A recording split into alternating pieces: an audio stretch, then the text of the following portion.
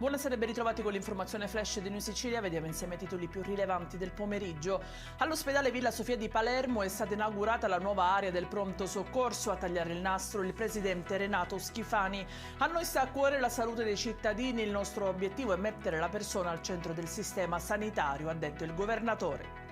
La cronaca con un incidente mortale a Palermo. Un uomo di 85 anni è stato investito questa mattina mentre attraversava la strada in via Tommaso Natale. Altri due anziani in questi giorni sono stati vittime di sinistri nel capoluogo siciliano e sono ricoverati attualmente in gravi condizioni.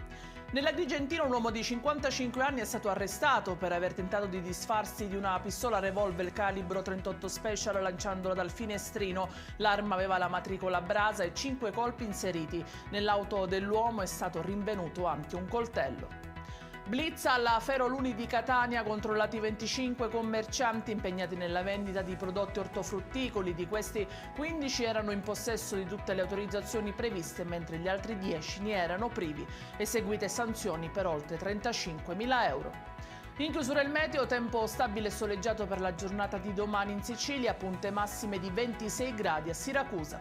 Ed è tutto per questa edizione, vi ricordo come sempre che i dettagli su queste notizie li trovate sul nostro sito www.newsicilia.it. Arrivederci e buona serata.